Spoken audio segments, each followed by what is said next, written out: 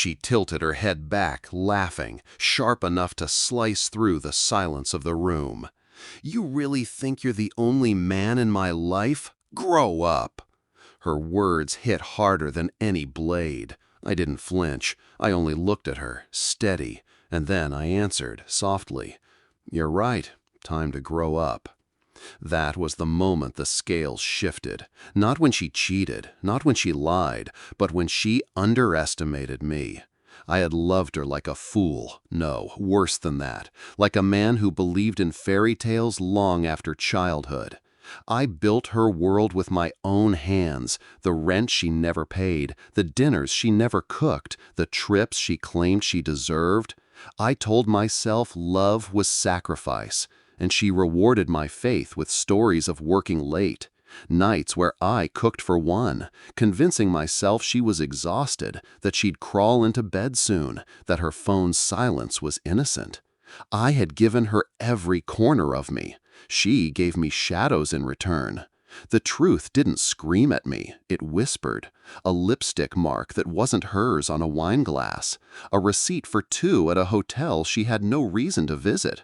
Her smile when she thought I wasn't looking. Secret, private, glowing for someone else.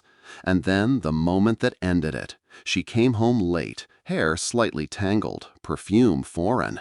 I asked how work was. She didn't even pause before she lied.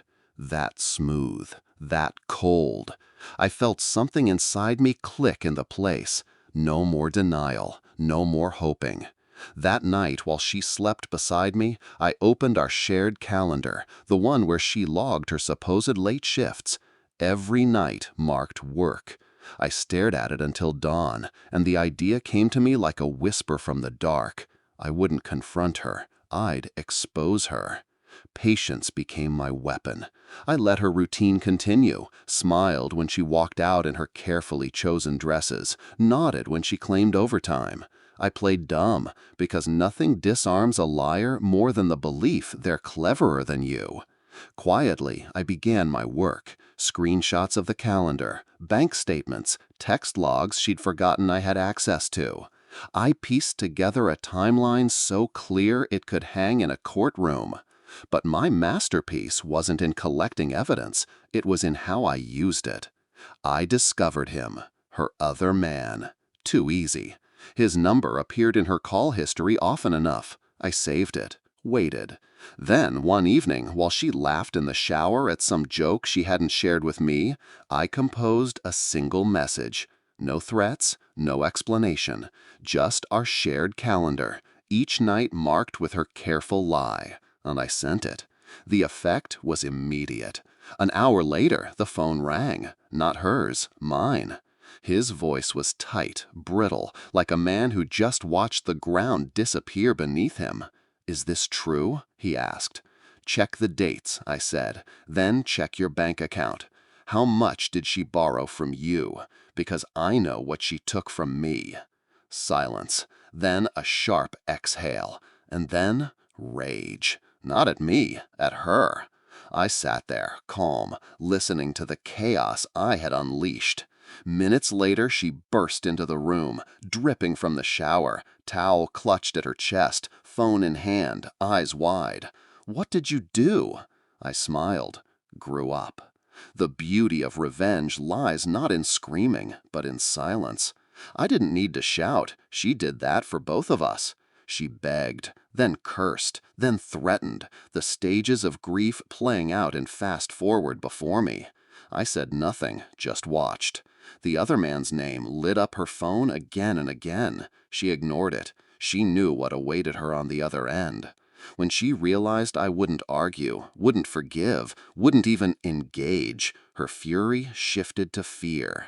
She asked if I was leaving. I told her I already had. My heart had checked out the night she laughed. The rest was just logistics.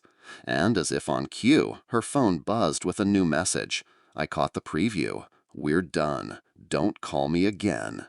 Her face crumbled. The days that followed were delicious in their quiet. She tried to patch things, but her empire of lies collapsed on both fronts. He blocked her. I erased her. She left the apartment 2 weeks later, carrying only what I allowed her to keep. No screaming, no fighting, just silence, the kind that suffocates. I made sure of one last detail.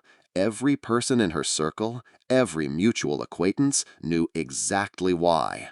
Screenshots travel fast, especially when labeled "for your awareness." She couldn't run from it. Now, when I think of her laughter, that cruel, careless sound, I smile, because it was the last weapon she ever used against me, and it failed. She thought betrayal would break me. Instead, it forged me. I don't regret a single move. Not the silence, not the planning, not the message that detonated her double life in under an hour. She once told me to grow up, and I did, just not in the way she imagined.